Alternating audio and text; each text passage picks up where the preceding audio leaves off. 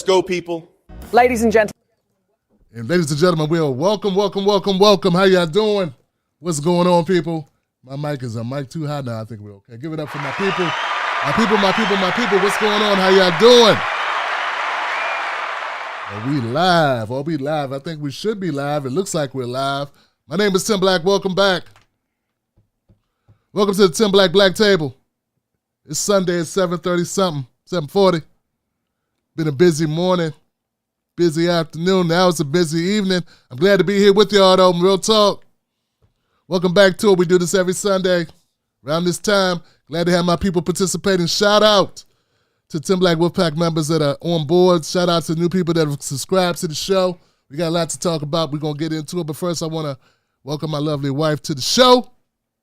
Ladies and gentlemen, the one, the only, Mrs. Black in the house.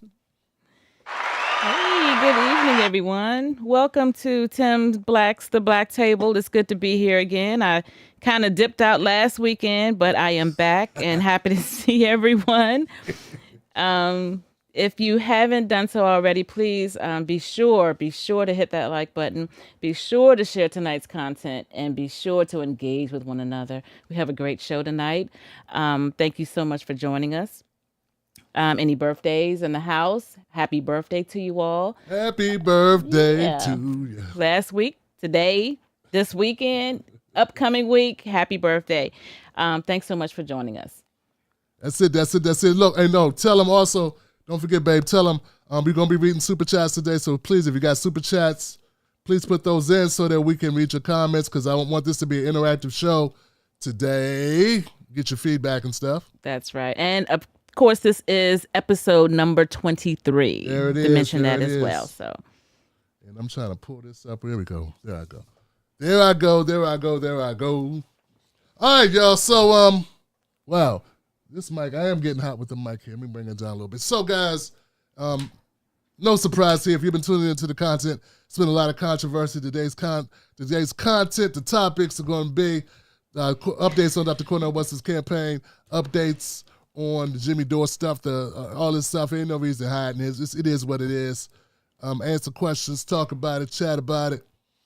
We're also going to bring up what I want to start with, though. What I want to start with is an event I attended on Zoom. It was an amazing event put together by the Allies of Atlanta. And I want to let people understand what it is, right? So the Allies of Atlanta, they put together a Zoom call to alert everyone about the updates about Stop Cop City.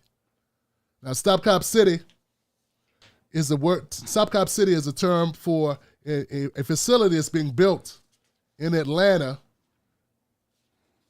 because they, for some reason, don't think they have enough cops. It's a training center. It's by the Atlantic Public Safety Training Center for Cops. They're building this facility, 3,500 square feet or 3,500.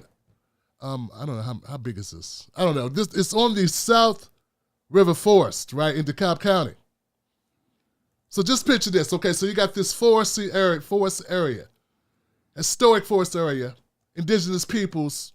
Land, of course, no one cares about that. They take the land and do what they want to do. Built on this historic land that's has a lot of relevance to the people of Atlanta.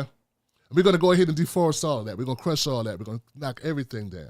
And what we're going to do is we're going to put a super militarized cop facility to create more RoboCops. Because Atlanta just don't have enough facilities for cops.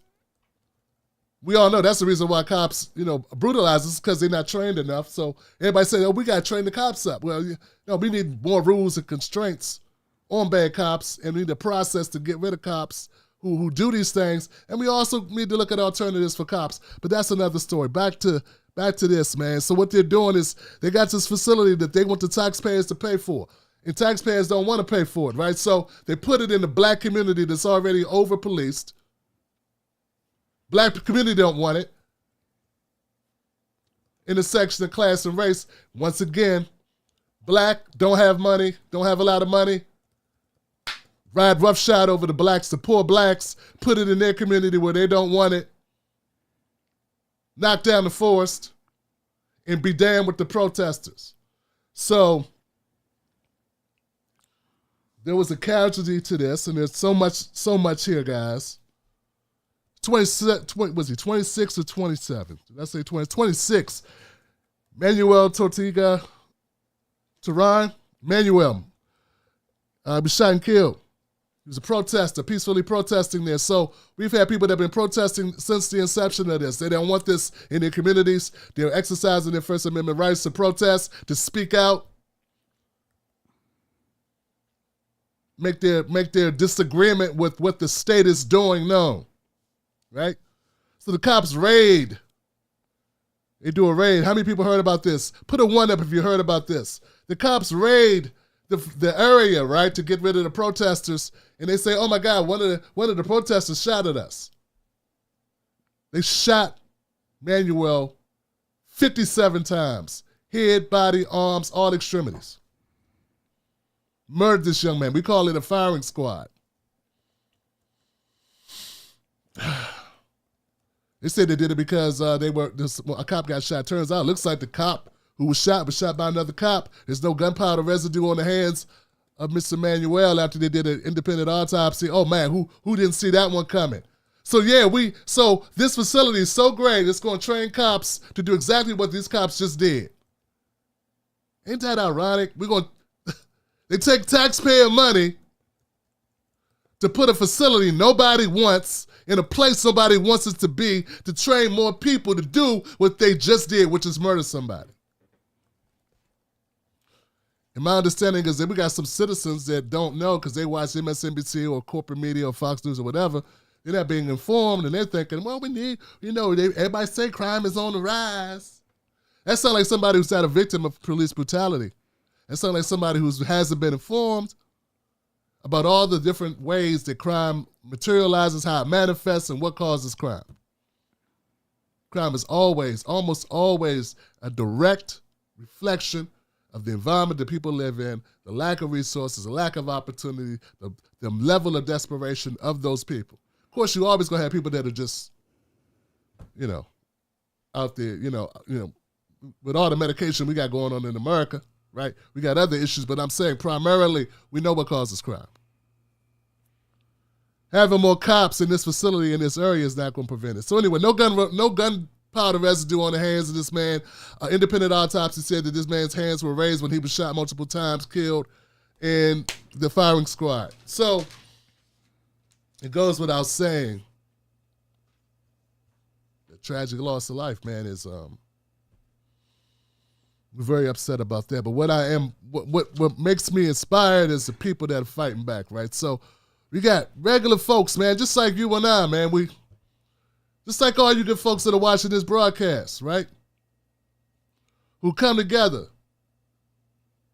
And people always say, oh man, world, why don't you protest? Why aren't people doing something about what's going on in our communities? All we hear about is BLM and Black Lives Matter, but we don't hear, what about all the other things? Why don't you care? Well, you know what, people do care, but you know what happens? They're underfunded unless it's government sanctioned, or unless it's sanctioned by some type of special interest group. How many times have you heard the Democrats or anybody else, or Republicans, any of them coming out and talking about stopping Cop City? How many times do you hear them reporting on this or trying to initiate and support the effort of the community? It's community-based, right? Who don't want this in their communities. How often do you hear them getting support? So I don't want to hear people saying, we don't band together, we don't do this, we only do this when the cops. No, there are people in Atlanta, there's people all over the country contributing, and people even outside the country who are contributing to the effort, but it's underfunded.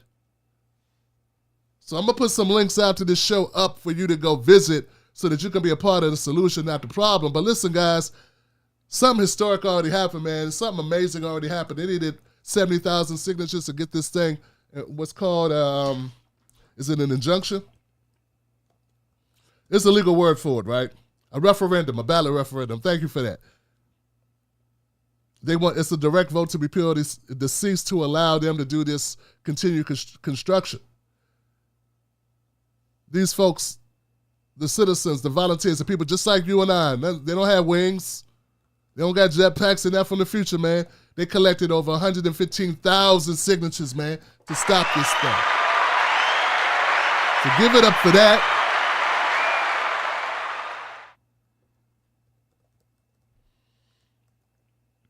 So we need to support this.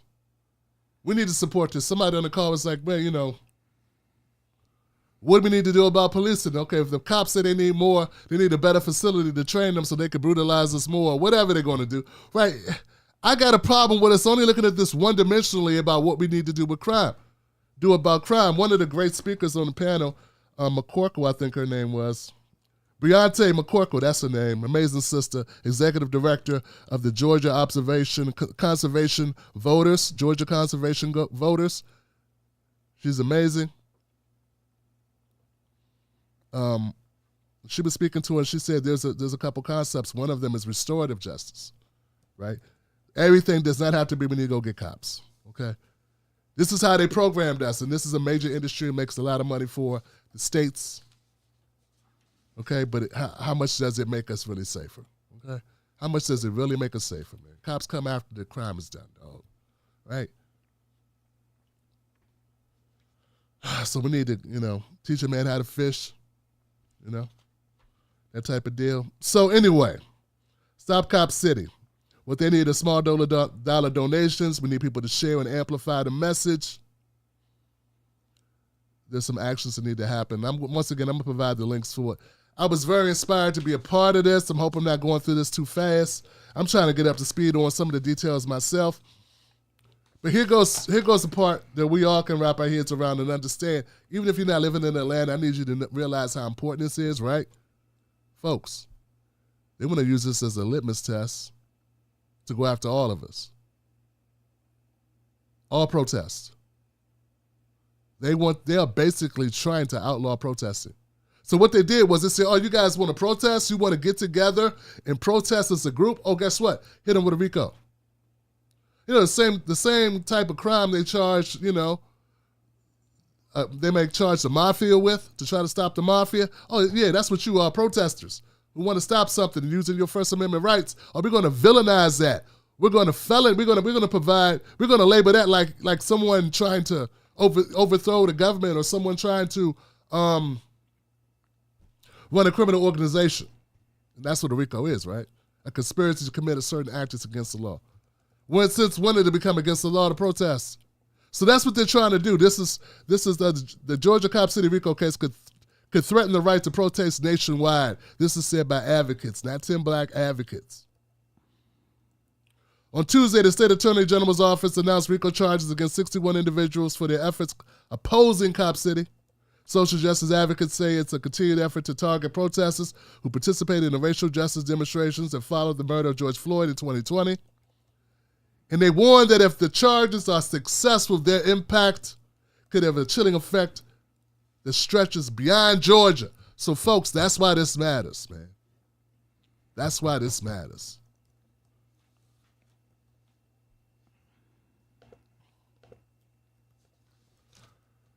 So what else? I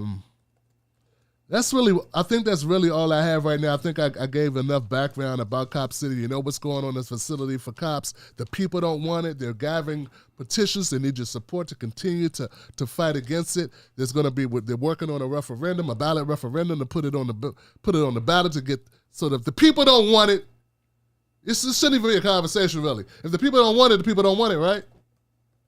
You got the signatures of the state citizens, so we can't sign the petition, right? Only Atlanta residents can sign it, and they got to sign it in person. So it's a lot of work to be done to oppose this thing.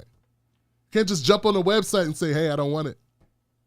So I want to give us, once again, a big shout out to those people, man.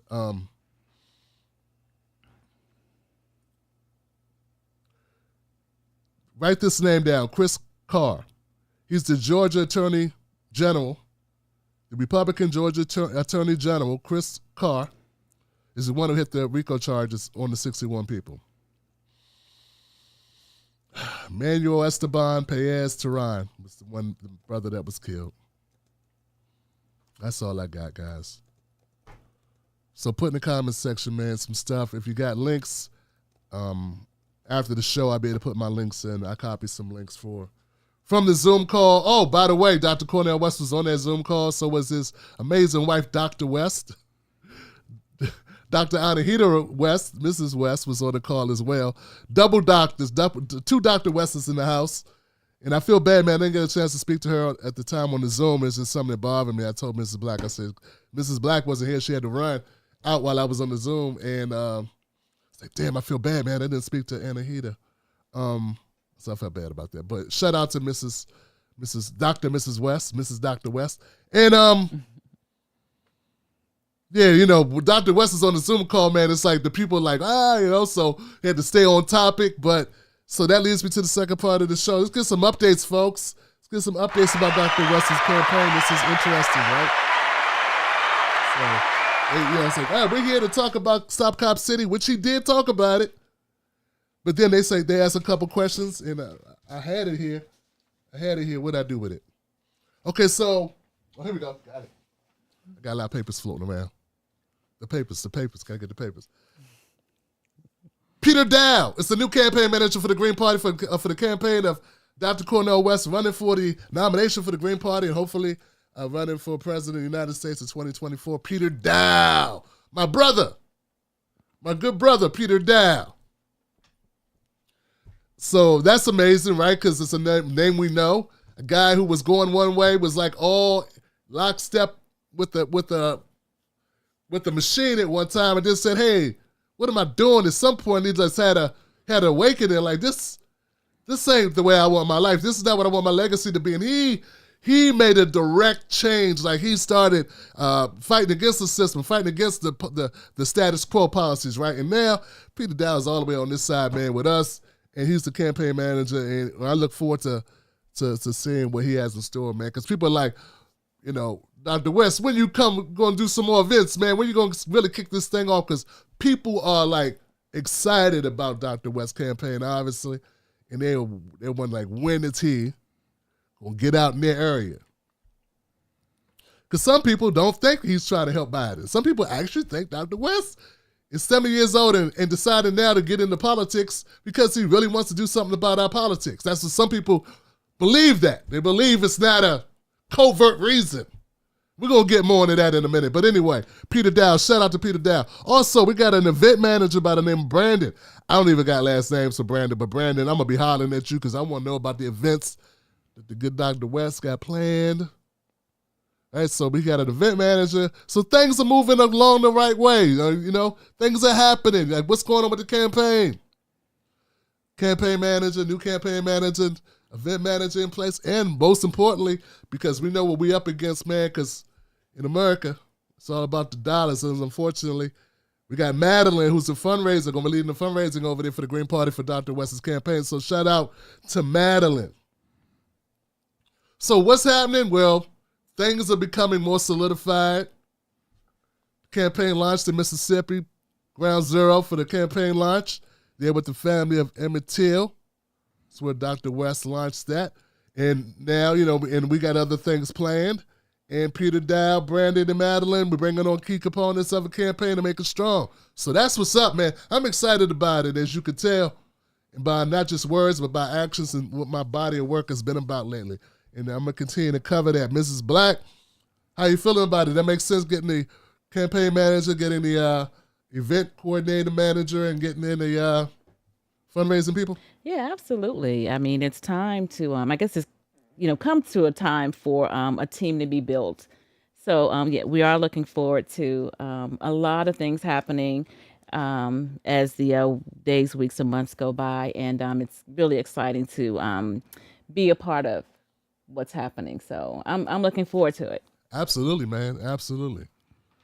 And, you know, we spend a lot of time talking about Dr. West's campaign and talking about what's going on with this and the hopefulness that we have that this, I believe, I'm going to be as transparent as possible, man. Look, I believe this can be the most transformational candidacy that we've seen in the last, 50 years. And that counts Obama. This is more transformational. Obama was just a black guy putting in the same policies that Clinton would put in my opinion. So now we're talking about expanding and breaking up this duopoly, right? And having somebody in office is actually going to make some changes, some drastically needed changes, or we're just going to careen off the edge. And I think you got to fight back against that. So we gotta go for what we know with this. Yeah. So I'm excited about it because I realized that this is something for my kids, man. This ain't just for me. This ain't. You get a lot of different comments from a lot of people, but this is not for us. This is for our kids. This is for this country. This country we deserve America. You deserve to have more than two options when it's time for elections. You deserve more than two options. You deserve more down ballot. And not only does this help, of course, Dr. West running and campaign running, but also the down ballot of the Green Party. Other status quo breakers, right? So it's a big deal, man. We don't talk enough about the down ballots that will be impacted by this. This could be a big sea change, and we need it. We got Trump in there. We got Biden and Trump in there running. I mean, when you gonna get an opportunity of having two worst people? So anyway, and of course, this leads me to the thing. You know, the thing. Right. So there's a lot of fallout concerning the Jimmy Dore incident. I want people to know, man, I wasn't sitting around waiting for Jimmy Dore to say some dumb crap that I would have to interject on or feel it necessary to interject on. But it is my right to interject on anything I want. I make content all the time about issues that I find important or things I think my audience will be interested in hearing. But I wasn't sitting around going, ooh, I hope Jimmy says something stupid or does something backhanded or underhanded or unscrupulous so that I could come in and say something. Man, I was over here doing my content, tracking the campaign, being Tim Black, doing my Tim Black's Black Table. I wasn't sitting around worrying about your friend Jimmy Dore and what he was doing. I got bigger things going on. In fact, this is a humongous distraction from trying to mobilize people on the efforts of Dr. Cornel West, who he says he's so interested in supporting. He's so interested in supporting for the last week or so. All the focus has been on your punk ass who's not concerned with this at all. But you want to coach somebody up. You have become a major distraction from a very important election. That's what's happened here, folks. So contrary to popular opinion of certain caucastic bastards, I wasn't sitting around wondering, how can I jump in and capitalize off this? It's as usual. They don't think a black man could ever get any viewership, could ever get any leeway, could ever get any oxygen to what he's doing without talking about their friend Jimmy Dore. Now, I don't sit around thinking about that. Jimmy Dore stepped in crap, and I'm just pointing going, hey, you got some crap on your shoe. And now he's tracking it all through our campaign, and I'm going to say something about that. You ain't got to I don't need your permission to talk about it. I don't need your agreement. You ain't got to like what I say. It's a block button for a reason, and it swings both ways, my brother. Get off the crack pipe. So man, look, I would rather this never happened. I would have rather Jimmy Dore would have interviewed Dr. West in a respectful manner, voice his concerns, or better yet, ask him about his damn campaign. Why come we couldn't get a regular interview about what he's running on, the policies and the issues that he's dealing with when he goes on mainstream media? And like, that's what an interview, why the interview become, let me tell you what I think you should do. And why are people so delusional like that makes sense? I mean, I know you like him, but he's not a campaign advisor. What is wrong with people?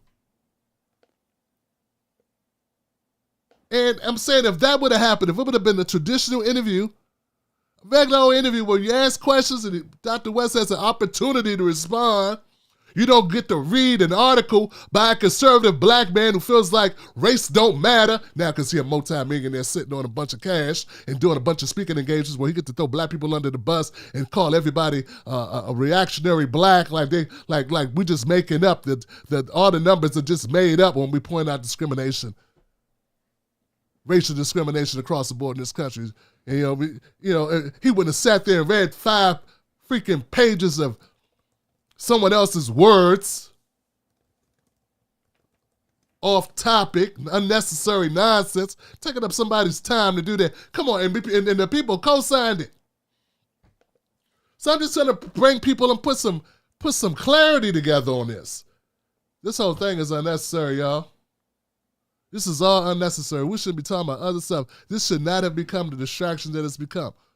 But then not only did he stick his foot in the big pile of horse pucky and track it through the campaign, this mofo gonna go back because he caught a little heat under his butt. Because it wasn't such a winner like he thought it was going to be. And some of his own people didn't like it. And some of those people removed themselves from this Patreon. He started seeing some of his subscribers went down. And he's like, well, I'm going to go ahead and I'm going to make another video. I'm making another video. So he comes out and does a second video. He calls it, this is what I really meant. And what he really meant was he ain't sorry and he wish he could do it again because he did exactly that. He went and doubled down on the same garbage he said, but this time he played victim like he was the one that was insulted. Folks, I want you to understand something, man. You can tell what type of content a person puts out by the people that watch it. Right? That's what you could tell, right? So what I've done is I've gone to Jimmy Dore's comment section of his amazing channel on Rumble. And if you saw the comments of the Jimmy Dore supporters on Rumble, you wouldn't be asking me why I say Jimmy is a soft Trump supporter and attracts a lot of Trump supporters, because you would see that he does. You wouldn't be saying it to me like, oh, Tim, you're just making that up to smear Jimmy. Nah, because, because people like this on Jimmy's channel who are Jimmy supporters, whose comments got a lot of likes from his Jimmy supporters, say things like, Cornel West has always been a race grifter. He always says another of great words, has no substance behind his words. Grifter. These are the people that that Jimmy Dore says Dr. West needs to temper his language so that he can sway them. People that believe any mention of race is a grift. And we all encounter these people online. I know I've encountered them. Any issue, whether it's Tamir Rice getting shot in the head, whether it's black folks getting unfair lowball appraisals on their homes, but to the point they got to take down all their pictures and get their white friend to pretend they live there to get a decent appraisal. But it's all class, right? So stupid. They believe any type of conversation that has the mention of race or focuses on race is a grift of us. Here we go. Here goes another comment from my good friends, the Jimmy Dore supporters, who they say, Tim, you're wrong to say we're Trump supporters. No, maybe you aren't. Maybe you aren't. But this guy who says Cornel West sows division and resentment, he does not unite and inspire. Therefore, he's not a leader. Can you believe somebody? That's Jimmy Dore's people. I'm not making this up. I'm reading the comments. I copied them and I'm reading them. That's the people that Jimmy, these are fans of Jimmy. These are his people. Now, you can say a lot of things about Dr. West, and people got different varying degrees of how they feel about him. I admire the man, and I'm a supporter, and I've been a supporter of him way before I knew he was going to run for office. Like when I was living back with my parents, when I read Race Matters, man, wasn't even out here like that. You know what I'm saying? But this guy says Cornel West sows division and resentment.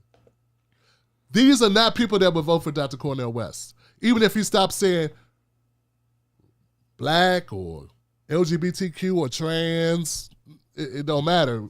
If he stopped saying Palestinians tomorrow, they would not vote for him because they know he's not a bigot and he's not going to do a Tim Scott. Right? He's not going to do a Tim Scott, so they're never going to support him. These are not the people you try to modify your campaign to invite.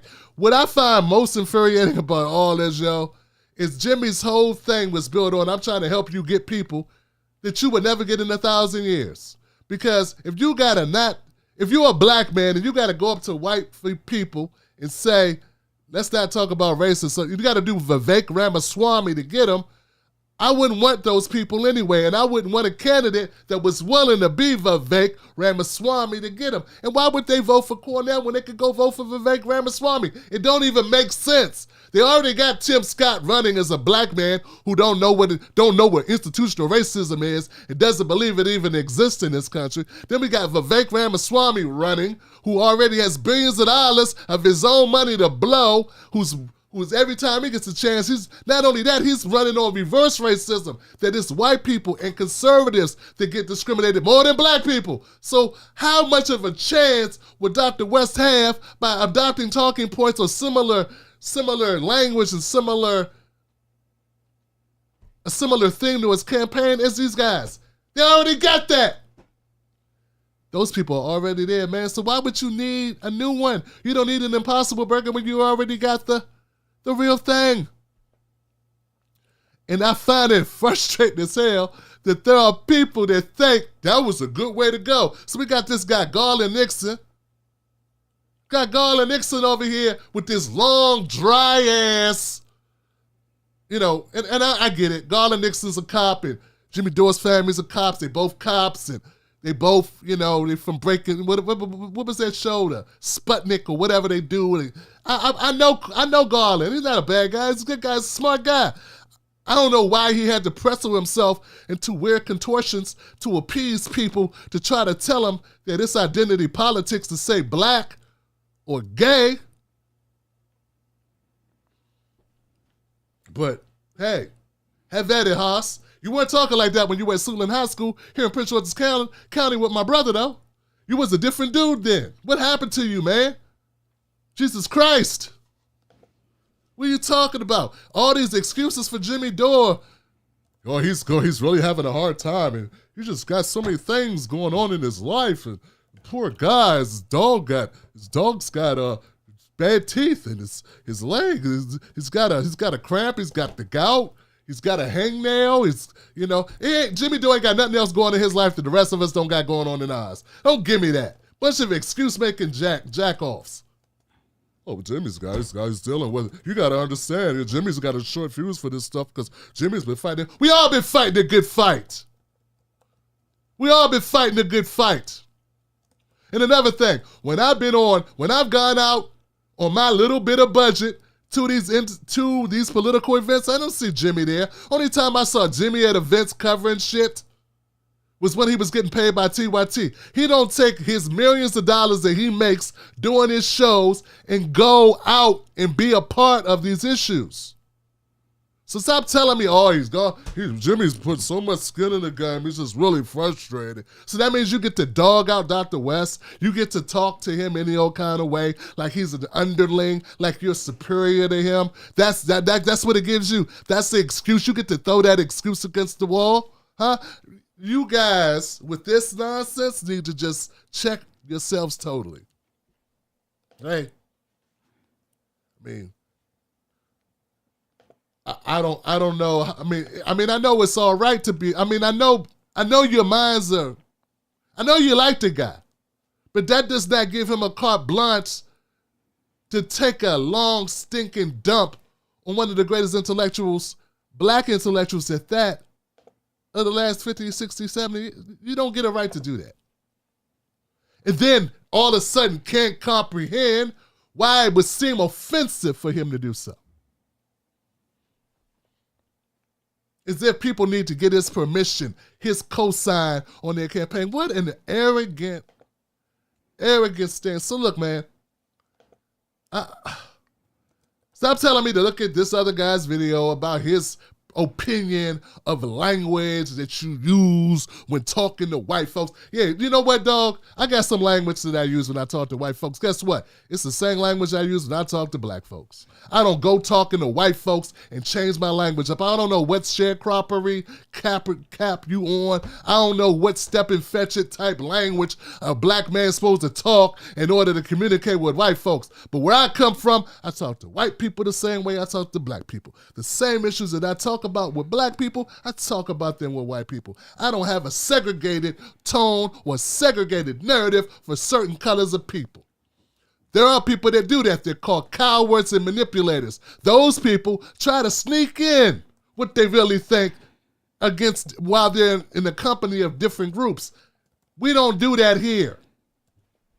We don't do it to get promotions or jobs or opportunities either. We do it. We keep it honest. We are sincere and we are genuine. And I think that comes across. Now you may not disagree. You may not agree with me, but you ain't gonna be surprised by me because I'm gonna be honest about how I feel. The only reason why I even cover politics is because I think black people need to get something for their vote, and I believe in that. And I don't think the Democratic Party has been doing it. And I think what's wrong is what we really have wrong is a lot of media that are hijacked by the system, that are placating to the system, that go along with the status quo, who lie to black America and get us to vote for these people out of fear of the boogeyman, and I'm tired of that.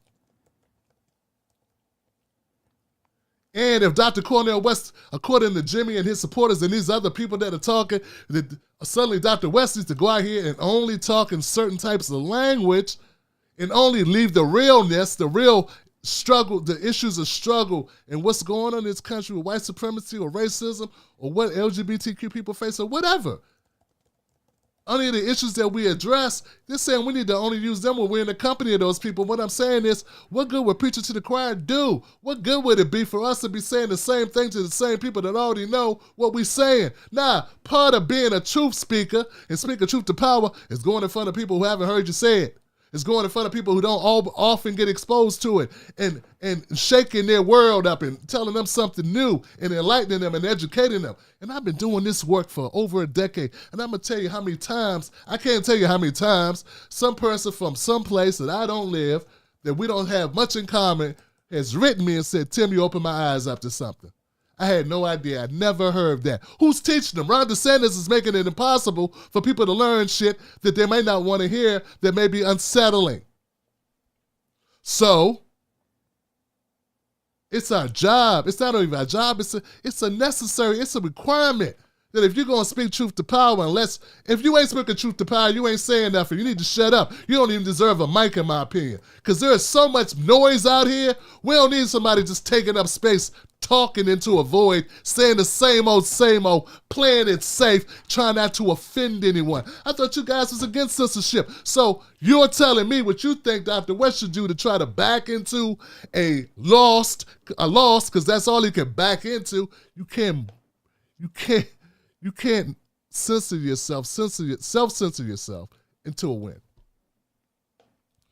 You start sounding like, the worst of the Democratic Party, the Amy Klobuchars, the Pete Buttigiegs, the Kamala Harris's. Come on, man, that's not what we need. Or you start sounding like the soft foot tap dancing to the Tim Scotts and the Vivek Ramaswamy selling us out, man. We don't need that. So, man, that's not, And if Dr. West had a campaign like that, I definitely would not be supporting it. And I, for sure, wouldn't be wearing his t-shirt right now. No matter how much I like Race Matters and some of the other works that he's put out. Now, you ain't going to have Dr. West's legacy be that of succumbing to the system.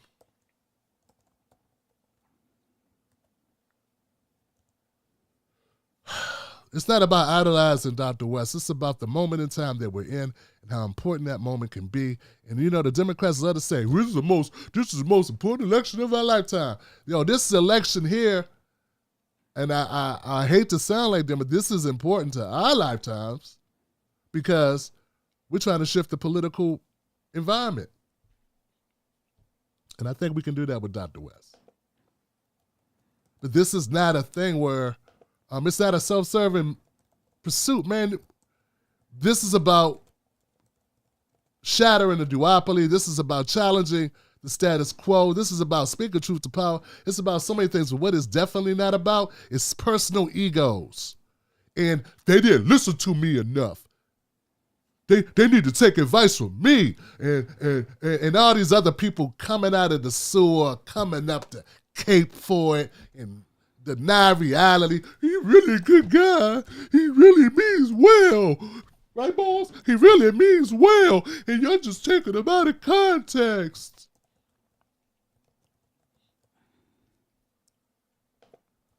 And I know he's this good guy.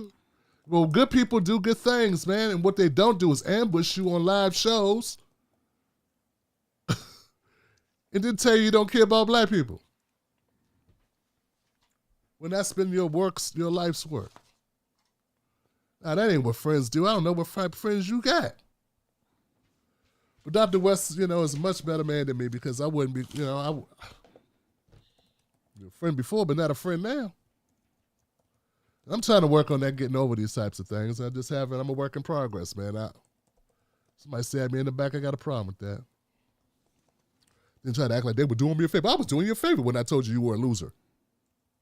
I was trying to help you when I told you. You're shooting yourself in your own thing, that's how I encourage you. What's wrong with you? Anybody could see that was helpful. I'm trying to help you. Anybody, how could you not realize that that's helpful? I'm a Ayanna Van Zandt up in here. I'm Tony Robbins. The way I'm helping you, the way I'm motivating you, I'm Mr. Decker up.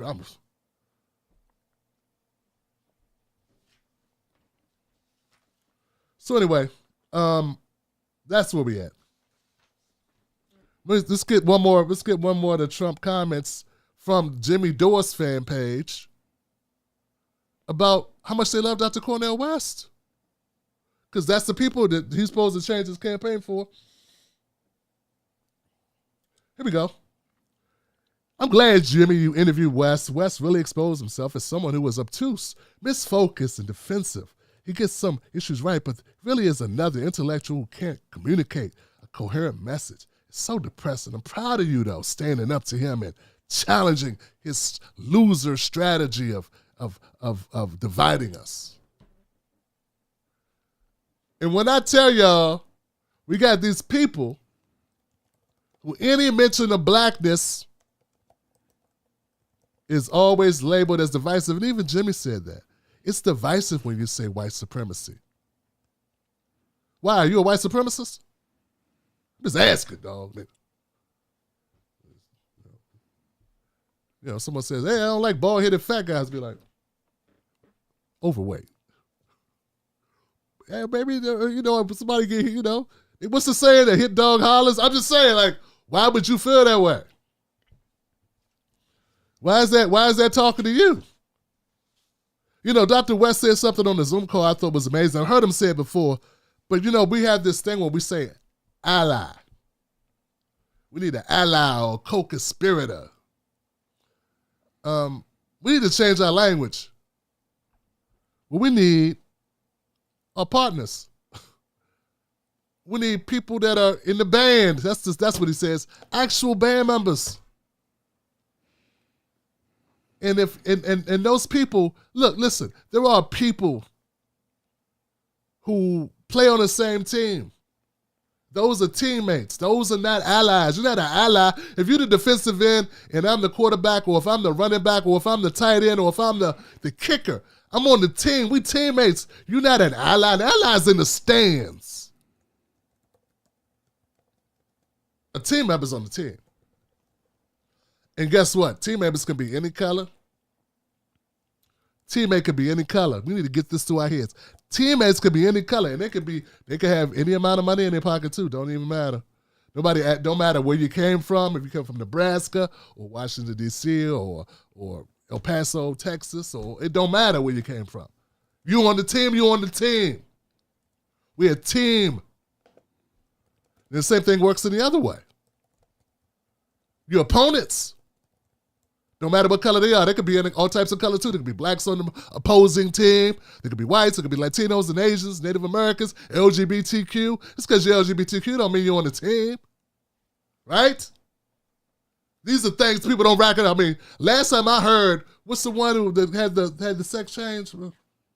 What's the trans lady? The Kardashian? Oh, Jenner. Jenner. Yeah, last time I heard she had more radical policies than most Republicans, mainstream Republicans. I mean, last time I checked, she's not a teammate just because she is trans. So teammates and adversaries or opponents could be anything too. So what we need are not allies. Stop saying allies. We need teammates. Be a teammate. Join the team. Right?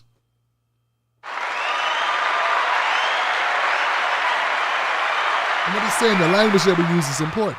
That's true. You want to talk about language? There goes some language that we need to change. That I actually do agree with. We need to change the language, right? Where we stop mislabeling each other, right? It's just being allies. I don't need no white allies. I need white team members. I need you to join this. I need women that be on the team, men that be on the team, LGBTQ, whatever you are, to be a team member, because then it don't matter. We're on the same team. We fight for the same things. We want to get those things done. But we are not going to say, oh, now we can't talk about the issues that I'm dealing with. Everybody on the team has issues. My issues should not take a back seat. And that's a problem that the black leftist type community people have a problem with. Because you want us on the team, but only if we talk about things that only concern you. But because we're in America and because we have this white supremacist structure, I'm going to have different issues than you. This is how it works, man. So you can't say, oh, I'm going to stop talking about it. Oh, we can both talk about capitalism. We can both talk about unions and jobs. But then when I say, well, I can't walk across the street without this cop pulling me over, you go, hey, now we're just talking about you. But when we're just talking about you, it's fine. There's no complaints out your mouth. So that's the problem. And that's very simple explanation why that's a problem. And it would be a problem for you if you were of this, if you had this type of reality. There you go, type of reality. So, these conversations, they're not new. We've been having them for a long time, Johnson. And I think they're always going to continue. It's good to educate people, but please, guys, there is no excuse for not cracking a book, looking up a video, going on a website, doing something, become educated. But don't line up behind somebody telling you that it's wrong for me to explain my reality and voice the concerns of oppressed or of oppression. Okay? Just say you don't care, but don't tell me that I'm wrong for doing it, that I'm divisive for doing it. Hey, man, if a car's sitting on my foot, I'm a holler. Now, it may not be sitting on your foot, but you should not be sitting there and go, why is this guy hollering? How dare he? I'm over here trying to watch Breaking Bad reruns. This guy is out. Stop yelling. That's their problem. They're always yelling about the car on their foot. It's always in the middle. Baby, it's always in the middle of the best parts where they got the guy up and they beat him in. It's the best part. It's always yelling out there about the damn car on his foot. It's not like I drove the car on his foot. I got to hear him yell about it. That's how you sound to us and the people that I support, the people that I speak for. I don't speak for everybody. You got some people going, you need to be quiet about that car on your foot.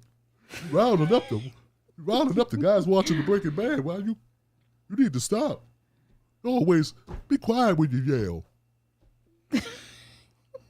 We always gonna have those people. That's what Garland sound like. You be quiet when you stop. You know the whites don't like when you be yelling when the car's on your foot over there. Somebody go over here and smother him because he's yelling too much. Uh-oh, here they come. No boss.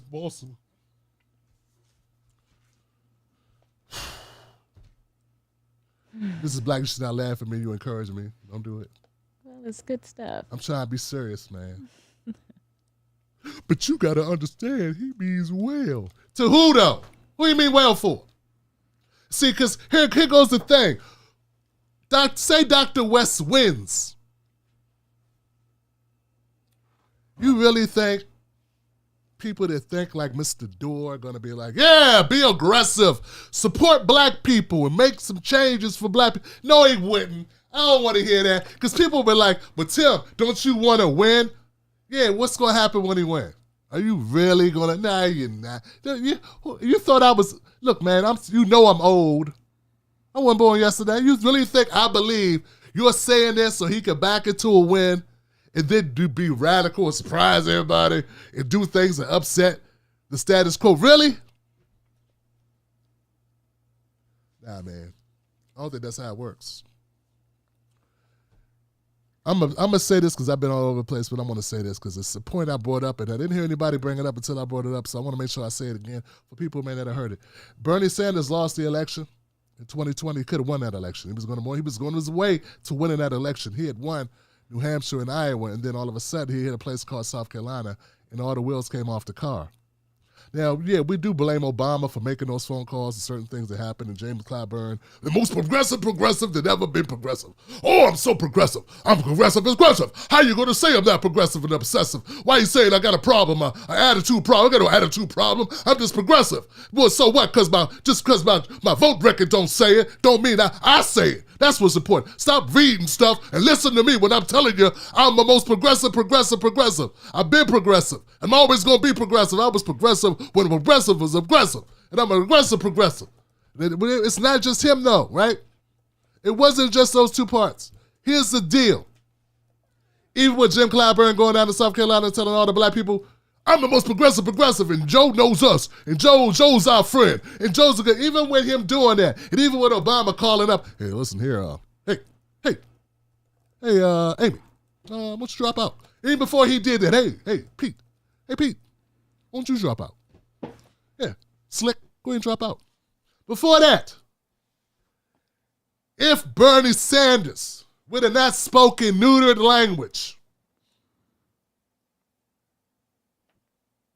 if Bernie Sanders would have used the radical language of black people's situation, racism, and spoke to the needs of black people, not through the back door of unions or through the back door of trade, but actually head on dealing with what black people deal with, is would have perked up. And yes, some blacks may have listened to Clyburn, and some may have been influenced by Obama and the DNC, but there would have been enough. I believe there would have been enough black people that would have heard Bernie talking about black, because he was right there. He was right there. They were already writing Biden's obituary. They were already writing his obituary going, well, looks like Biden just wasted a whole lot of money and time. Let's bring Bloomberg in here. Yeah, because Biden shot the bid. But see, Bernie's language was so neutered because he listened to somebody like Jimmy Dore who told him, don't talk about black people. Don't be divisive talking about black people issues. See, here's the problem though. In order to get black votes, you got to talk about black people. Man, and I know it's hard to accept it. I know it's hard for y'all to accept because you thinking like you think, because you think you're a white person who thinks you've been white your whole life, and that's just how it is. And you don't realize that black people are not white people. And black people have a different history. And for black folks, the history of being black is knowing that what's good for white people ain't always good for black people. It's knowing that their shampoo may not work for your hair. You understand what I'm trying to tell you? Black people know this. So when you talk to black people, I'm not saying everything you say has to be cloaked in blackness or dressed in blackness or addressed from a black perspective, but there's certain things you have to come from a black perspective and let them know that you see it from their point of view. You cannot whitewash everything and make it neutral, because some things aren't neutral. I believe, folks, that if Bernie Sanders would have addressed black issues head on, he would have won South Carolina. And you would not have Biden. Now, they would have tried to come up with something else. Don't get it wrong. It wouldn't have been just a waltz and he just skips in to the presidency, right? He would still have to face Trump. He would still have to go. But I believe, folks, that Biden would not have won South Carolina the way he did. Pulling out a picture of MLK was not enough. He needed more than that. And if he would have spoke directly to those black people about black issues, he would have got it. It's a big, fat, stinking loser strategy to tell a black candidate not to talk about black issues.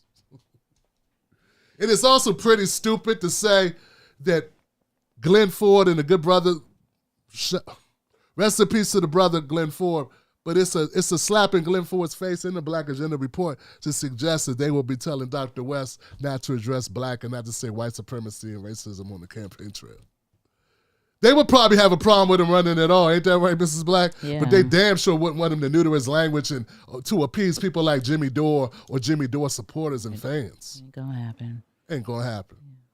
So, yeah, we want to cherry pick Clip 4's or the Black Agenda Report's opinion or Jamo's opinion about how bad the Democrat Party is. But you don't want to say the other part, which is they definitely would not. I know a Jamo pretty well.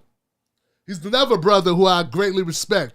Can't wait to have him back on the show. Been on here several times. And I got a very good suspicion. I can't speak for him definitely, 100%. I got a feeling he would not tell any black man not to speak his truth.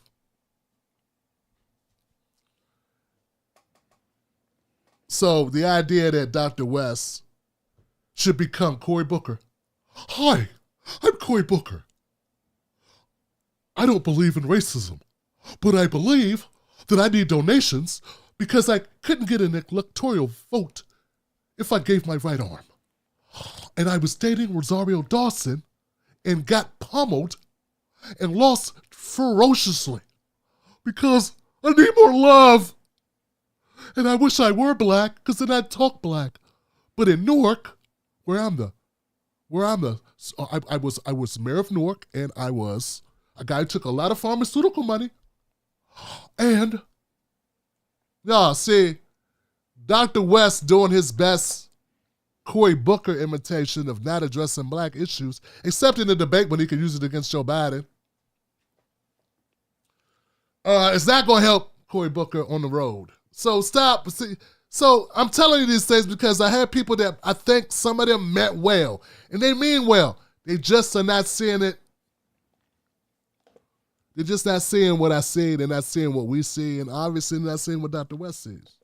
Okay? And also, by the way, Dr. West wasn't just setting up cheers at Bernie Sanders rallies. He actually was on the campaign trail. And now also, Ralph Nair, how many elections have Dr. West worked in? How many has Jimmy worked in? I'm just asking. Because it's the epitome of arrogance and hypocrisy and, frankly, ignorance. To suggest a guy who didn't work on any campaigns knows more than a guy who's worked on at least 1, 2, how many elections? And once again, he wasn't setting up equipment. He wasn't doing sound tech. He was actually involved. But we're just going to dismiss everything he knows and listen to the guy sitting at home in his garage who's a jack-off comedian. He's got to know more. We'll just discount this other guy who's actually been on the campaign trail and actually been a part of campaigns.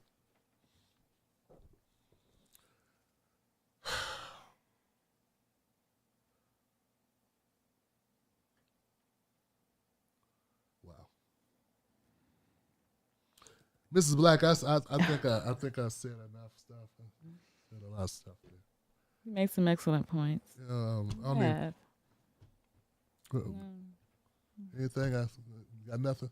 I have nothing. I just, it's okay. Day by day, it's, more support for Dr. West. Folks who are ready to leave that plantation, this is the time, this is a hysterical moment where we can actually make that change. We can do something about it. We have the power to do it.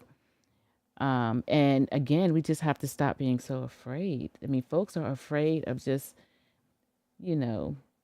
Republicans coming into power. That's what's on the radar. That's the kicker.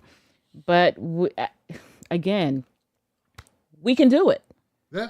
We can do it if we just pull ourselves together and be one and, again, be educated on this process. It can be done. And we have plenty of time. It's not like we're working with only a matter of months before the election. We have so much time to pull ourselves together, to get organized and make this happen. We do. I agree, Mrs. I give that for Mrs. Black. Hey, that's what I'm saying. I don't really hear that stuff. Just putting on the spot like that, but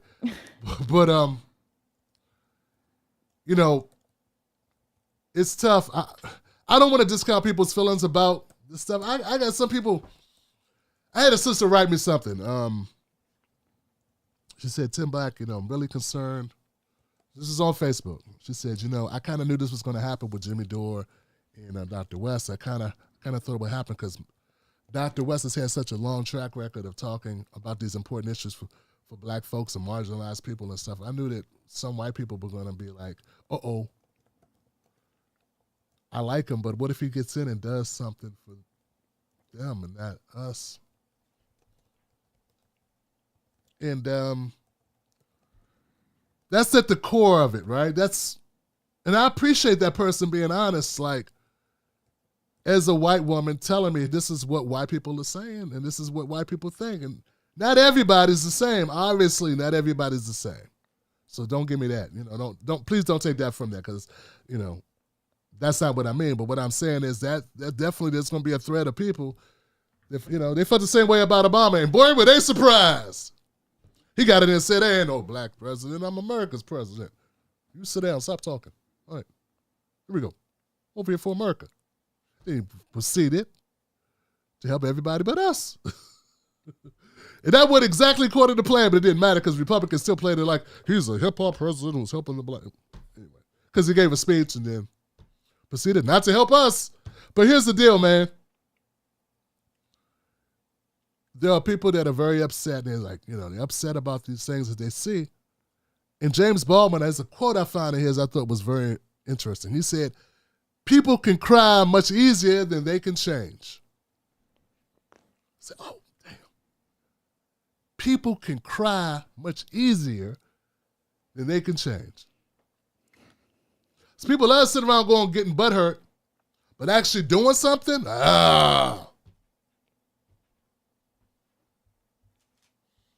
it's a sad thing, man. It's a sad thing. They'll cry about a situation. They'll cry about the issue. They'll cry about how they feel. They don't like what I say, but they don't want to change it, become educated. Because that's even scarier. It's more painful to actually have to change your actions, to actually have to step outside your box, to actually have to consider life and say, hey, maybe the brother's not being mean, he's being meaningful. Let me look more into it. Let me challenge my worldview. And that's all. That's necessary, and it's a process. And once again, I don't think Dr. West is going to get everybody to change their process and how they look at the world. But maybe we can get enough. Everybody ain't going to vote for you. So that's really all I got, guys. I hope that you consider joining the Tim Black Show. What we're doing here, what I think we're doing is different. And we're trying to build something, and we're in the process of doing that. And I want to, once again, thank the people that do support this show. This show don't get done without you. You help make this show possible. All right? So thank you for that. And hopefully you get a return on your investment in this show by feeling like you will help contribute to a voice that's speaking to the issues that you care about. We reach thousands, hundreds of thousands of people every month, if not, man, we actually reach millions of people every month because I'm on so many platforms. Twitter, Instagram, TikTok, YouTube, Facebook. People don't realize this. Look at you on YouTube and go, oh, look at it, it's only 150,000, which is bigger than any other black leftist on the internet. It's funny when it's funny, I've been having this swarm of Jimmy Dore people coming over the hill, and I already knew that was going to happen. That's not a surprise. But it's hilarious to hear a Jimmy Dore person tell me I'm being divisive when I talk about race, then look at my channel and say, hey, that's why you don't have a lot of people. And I say, well, yeah, it's part of its race. I'm still the biggest black leftist in the political space that I know of in America. And you go, pfft. But you don't see the race connect to. You don't think I'm as good as Dave Rubin? Really? Really? I'm not as talented as Dave Rubin? I'm not as talented as insert name of your favorite white commentator? Really? I mean, I know there's some people that I think are amazing at what they do, but I'm not as good as David Pakman, really? So, like, challenging their worldview, and like shedding a light on, their preconceived notions, man. They ain't trying to hear that, But okay. I just thought that was funny. And shout out to the sister once again who sent me the letter to give me a little insight on how some white folks are feeling about this. It's like attacking their nervous system. It's like, oh my God. Dr. West came back into a win. Dr. West cannot pretend that he's not got a long dog. This is another thing. I tweeted about this, Mrs. Black, and I'm going to hang it up. This ain't nothing. This is nothing. This dust up with Jimmy is nothing. Folks, what do you see what the DNC got in store for us? Oh, God. If we put real pressure on what they're doing now, if we put real pressure on the DNC, Jimmy Dore, this ain't even a stretch. This ain't even a warm-up. You know, we used to go to school and you had to, everybody get up from your desk. Everybody touch your head. This thing with Jimmy will look like that. Everybody stretch their legs. Okay, that's enough. Sit down. The real test will be when someone sent me a poll that showed that Dr. Cornell West was at like 8%. It was like a Fox News thing. I was like, real? Is that a real poll? Is that real? Is that you sure? Dr. West started climbing in these polls, and Democrats start jumping out of windows and stuff. David Axelrod barricades himself in his garage, starts running the car. I'm like, yo! James Carville takes a nosedive off a bridge into a lake of alligators. Do you realize what'll happen? Do you realize the amount of smears? And Jimmy Dore, you'll be like, oh, remember the good old days when Jimmy was shitting on Dr. West? Those were the good old days. This is downright, I can't believe they wrote that. You know what I'm saying? So let's keep it in perspective. We got a lot. This is the beginning. We're going to have a lot more obstacles. I want us to fortify ourselves and be ready, double down on your being committed to this, and say, hey, you're here for the long term. Everybody, get the calisthenics in and get ready for, because we running a marathon. This ain't a sprint. This ain't a sprint. Thank you, Mrs. Brown. This ain't a sprint. This is a marathon. Shout out to Nipsey Hussle. So this is put it in perspective. So there's people, oh my God, I can't believe it. Oh God, I hate seeing this. All the crying emojis. Oh God, what's going on with the left? Yo, it's called growing pains. You ever work out, next day you got a little soreness, don't want to, walking down the steps hurt when you do leg day, boy. Ooh, maybe I don't need to go to the kitchen. But you gotta go, and it's natural. That's what's gonna happen. It's gonna be some pain there, some adjusting, ripping and tearing of the muscles and what have you.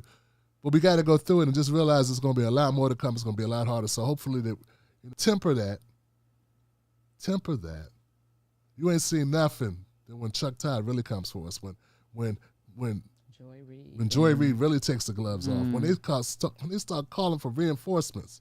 Because what we trying to do is going to upset we're trying to knock the earth off its axis with these people. This is their money-making machine. You ain't seen nothing yet. So from that perspective, when this is said and done, I might even buy Jimmy a beer, because when this thing is said and done, this will be like nothing. This will be nothing but getting battle tested for the real deal, yo. This will be like a short sparring round where a guy basically at least he didn't hit me below the belt, and at least he didn't pick up a chair, he didn't bite my ear off like Mike Tyson. I mean, at the end of the day, real talk, I mean, not now. Right now, I'm still a little bit mad, but I'm talking when we face the guy that comes in who puts the cement in the glove and tries to hit you with it. Whereas the people stop you outside the ring before you even get to the place, and has the cops pull you over and work you up, tenderize you a little bit before you even get to the arena. Right? So we are up against the machine, Johnson. Let's be real serious and let's be real clear about what we're trying to do here. This ain't a game. And I make a couple videos and be a little, whatever on this show tonight. But let's be real clear, man. Let's be real. Let's clear away some of this and just be really focused and realize we try and change the country, yo. And by extension, we try and change the world. That's what we trying to do here. And if all we got to do is deal with Jimmy Dore saying some shit, bring that on. That's all day. I can refute that. I'm over here knocking that out. I'm one of them. ping pong players is just, I could do this all day. Cornell West don't care about black people. They haven't put out the big guns. They ain't called him anti-Semitic yet. They ain't called him a womanizer yet. They ain't called him they already called him a tax cheat because he owed taxes. He didn't fly to Bermuda and they ain't put him on they haven't put him on the grill yet. Like they're gonna put him on the grill. Do you understand me? They are gonna put him on the grill. And we gotta really step up. So yeah, don't